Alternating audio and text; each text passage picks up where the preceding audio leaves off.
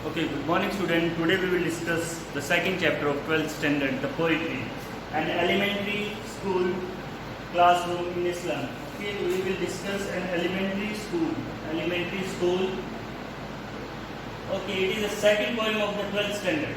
Okay, an elementary school classroom in Islam. Okay, that it is a small school. Okay, in slum.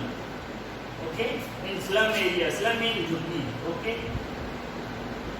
झुग्गी झोपड़ियाँ, okay, तो slum area में, okay, एक government school, okay, government school, तो it is elementary mean basic education, to provide basic education. There is a school in the slum area. The poet is Stephen Spencer. Okay, Stephen Spencer is describing about the life of the student of the elementary school, and then he is comparing the life of the classroom with the outside world. He is comparing the life of the classroom, environment of the classroom with the outside world. Okay, how it is deprivated. Okay, how the children are deprived. Okay, they are not getting the basic amenity. Okay, these are the line. So we will read line by line and discuss the point. Okay, I try to provide you the best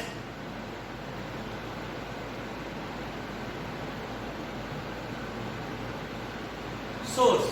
Okay, with that source we will try to learn. Okay, with the help of Pratima I will able to elaborate and you can understand in a better way. So we have used this technology today. We are upgrading daily. Okay, to provide you the best source. Okay, so today we will start the chapter poem. Okay, sorry. The far from dusty waves, far from the dusty waves, teach children faces like rootless weed. The hair torn rounded their pallor, the tall girl with hair made. Wait for a minute.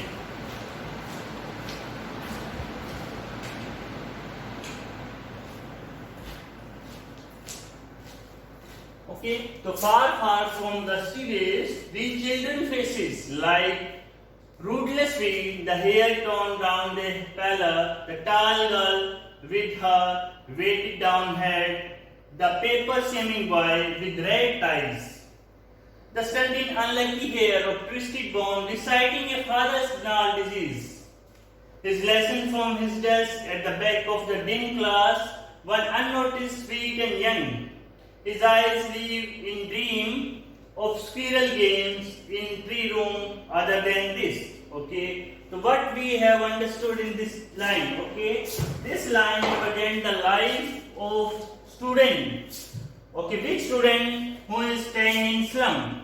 Slum means jhuggi. Okay, the life of the children who is staying. Okay, so the poet Stephen Spencer has illustrated. Okay, explained the life. Okay, what he said, far from dusty waves.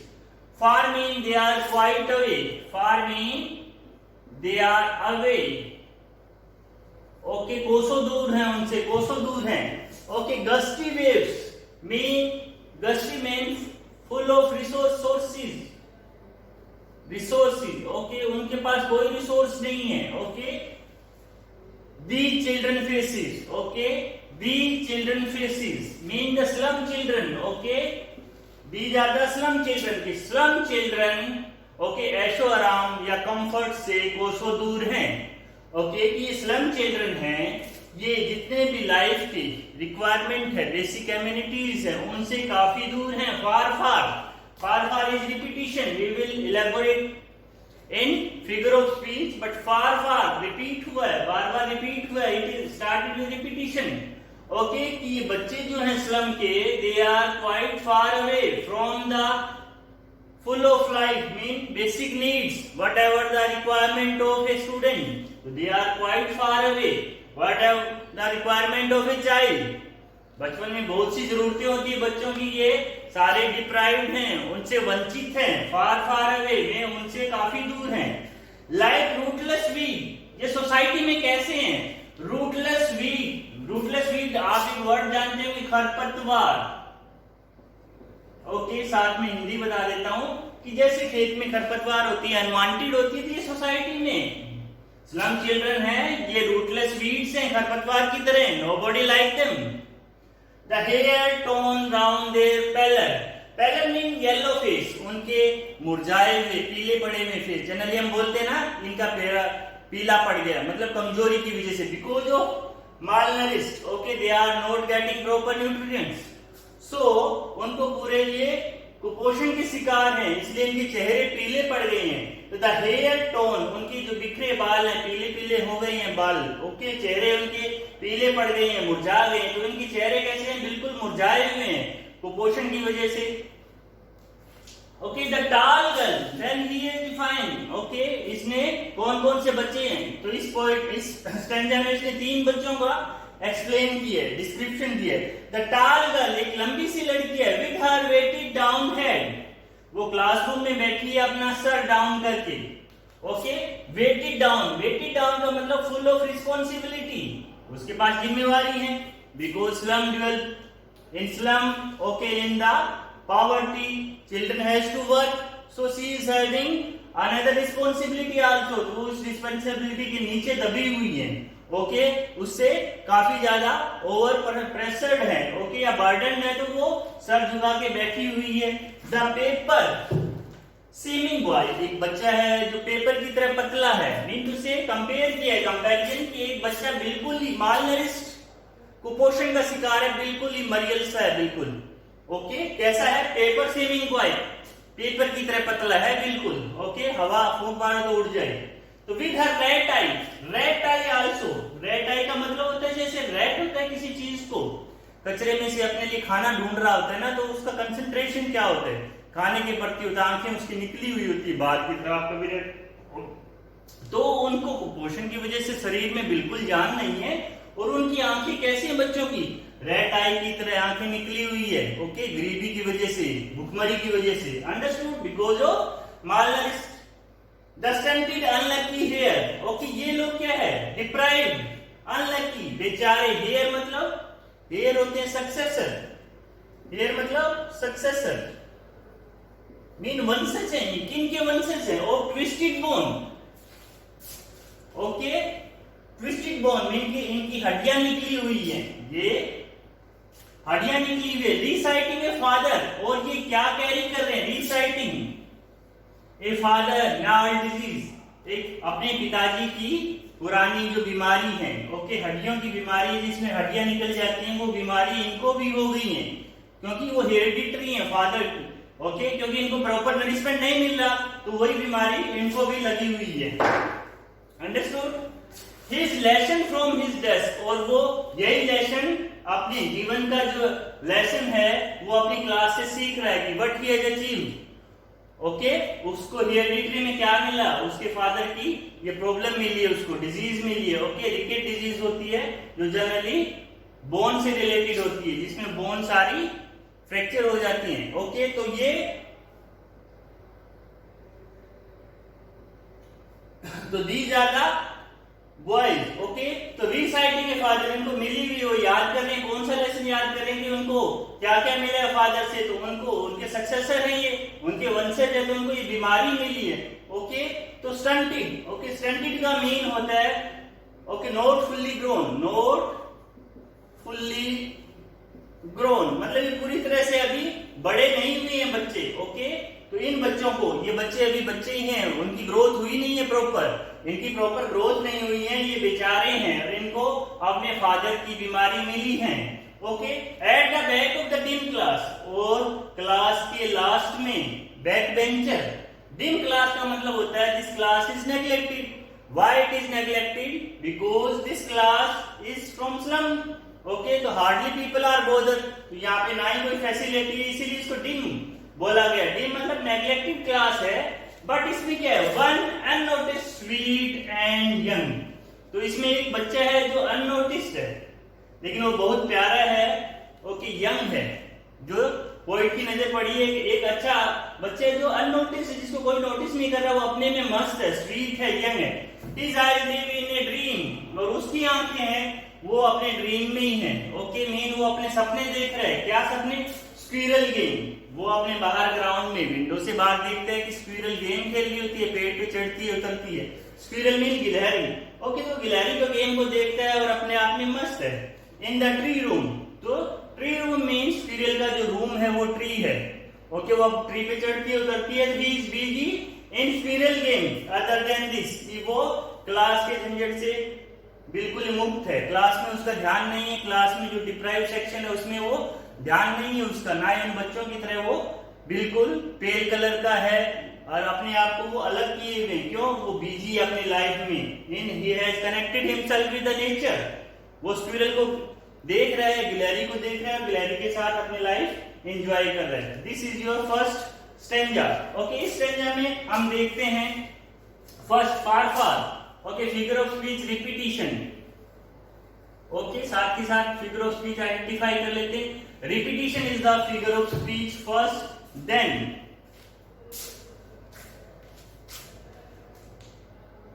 Paper seaming boy. Okay, paper seaming boy, paper seaming boy. Okay, तो ये comparison है। Paper seaming boy, paper की तरह दिखने वाला। Okay, लेकिन like और as नहीं है, तो सीधा हम क्या कर सकते हैं? Metaphor. Then red side, red side is also comparison, तो same metaphor. Okay,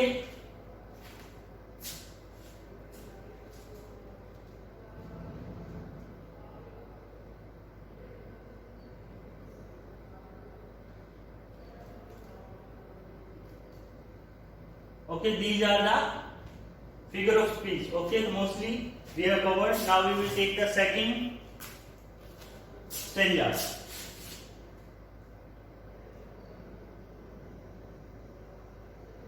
I hope first stanza is clear to you.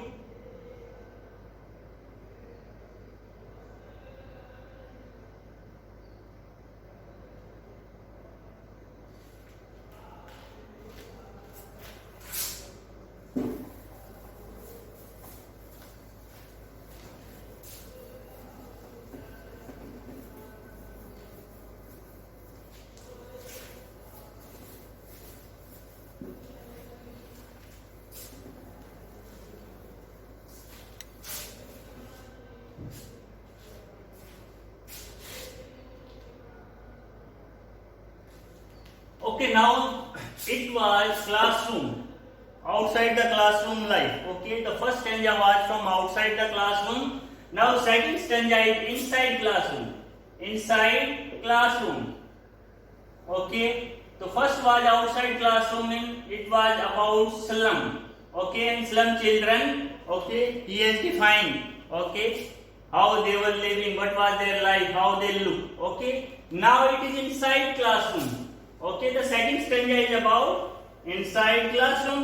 On sour cream walls, donations Shakespeare had, cloudless at dawn, civilized homes riding all cities, bell flowering,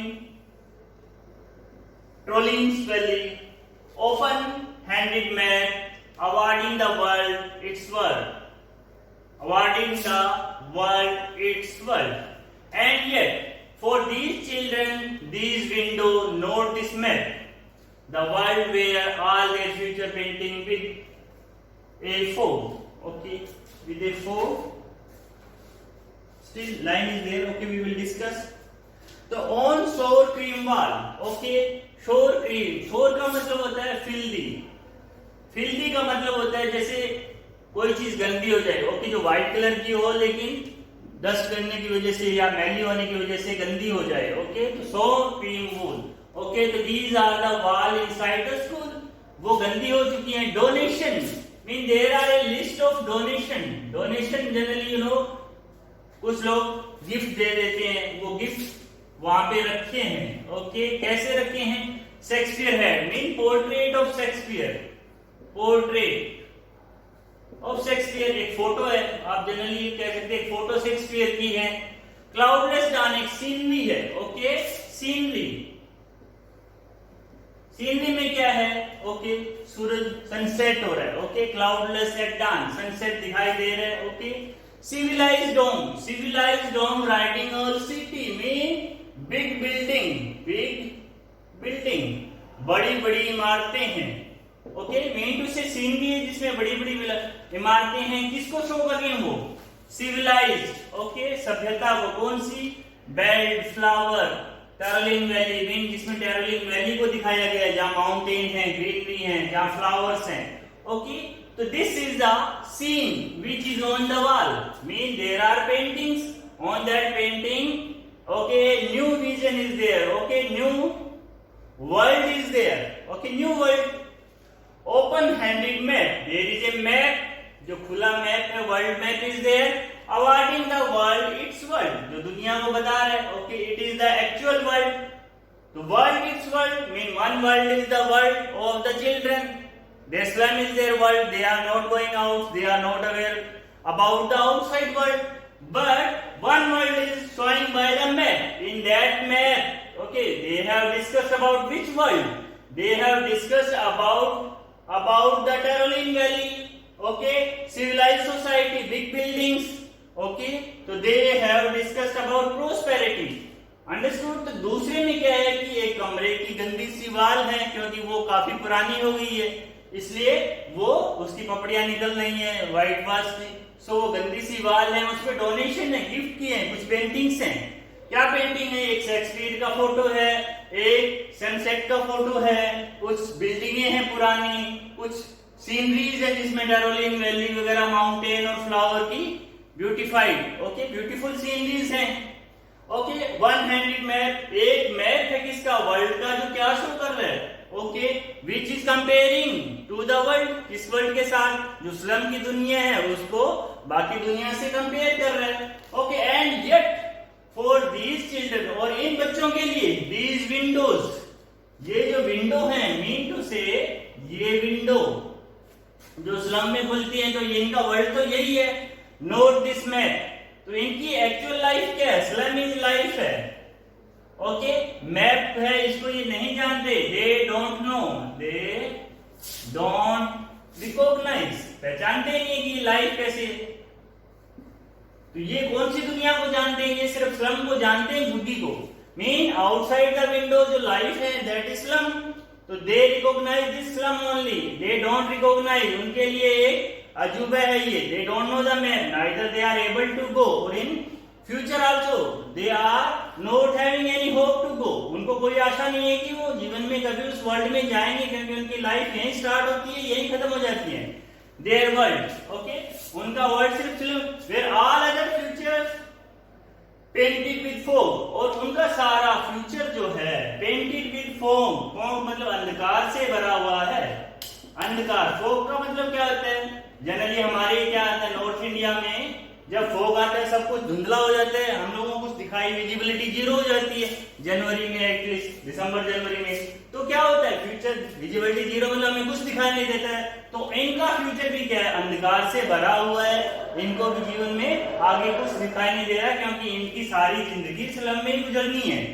understood. दोबारा देख लेते हैं, तो on शोर cream वाल की ये जो गंदी गंदी दीवारें हैं स्कूल के अंदर की, जिसमें डोनेशन और गिफ्ट हैं, जिसमें शेक्सपियर की फोटो है, ओके, सनसेट की फोटो है, सिविलाइज्ड बिल्डिंगें हैं बड़ी बड़ी, ओके, जहाँ पे फ्लावर्स वगैरह की सीरीज है, ट्रोलिन वैली जिसमें माउंटेन वैली और फ्लावर ग्रीनरी दिखाया गया है, लेकिन ओपन हैंडेड मैप भी है वहां पे एक वर्ल्ड का, जो ये चीज शो कर रहा है, awarding the world it's world, जो दुनिया को दिखा रहा है कि दुनिया ये है, किस दुनिया को, स्लम वालों को, ओके, स्लम के अलावा बाकी दुनिया ऐसी है, and yet for these children, और इन बच्चों के लिए, these window note this map, these Windows note this map, ये जो विंडोज हैं, मीन टू जो विंडो के सामने जो स्लम है, that slum is their life, note this map, map उनके लिए कुछ नहीं है, बिकॉज वो इस विंडो में जी रहे हैं, देयर वर्ल्ड, तो इनका वर्ल्ड क्या है, okay, their world is the window mean slum,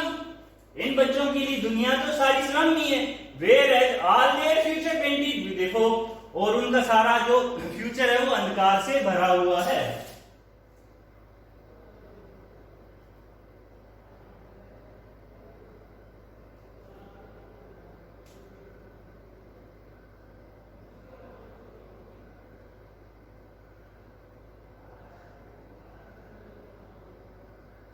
Okay, last two line.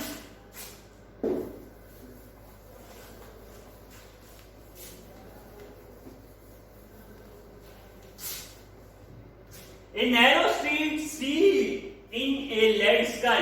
और इसी जो गलियों में से, विंडो के बाहर क्या था, स्लम में से क्या है, नैरो स्ट्रीट, पतली पतली गलियां, okay, sealed with the lead sky, वो सारी कवर्ड हैं, ओके, किससे, with lead sky, mean polluted sky, mean to say slum is generally surrounded by industries, industries रहती हैं स्लम के चारों तरफ, वहां पे वो लेबर काम करते हैं, ओके, तो वहां जितना भी पोल्यूशन होता है, because of that pollution sky क्या है, डार्क हो जाता है, ओके, इसी को डार्क स्काई को बोला गया lead sky, okay, because of pollution, ठीक है ना, स्काई इज डार्क, तो ये पतली गलियां से जो यहाँ ये रहते हैं स्लम में, वहां का जो स्काई है वो बिल्कुल डार्क है और इनके लिए होपलेस है, ओके, बिल्कुल डार्क होने से इनको कुछ दिखाई नहीं देता, फार फार फ्रॉम रिवर, ओके, और वो उनकी जो स्लम है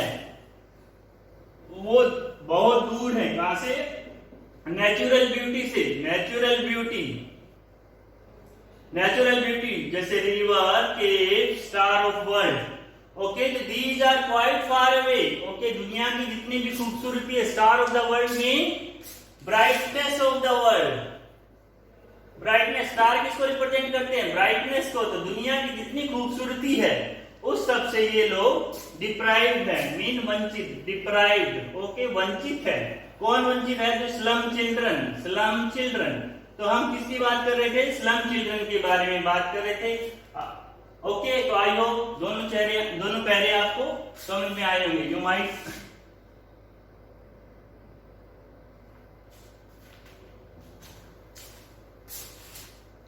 let me check. Okay, so today we will conclude with the two paragraphs. In the next class we will take to another paragraph, otherwise it is very difficult to cover in one video. Okay, so I hope you understood. Try to read. Okay, thanks a lot. Thank you.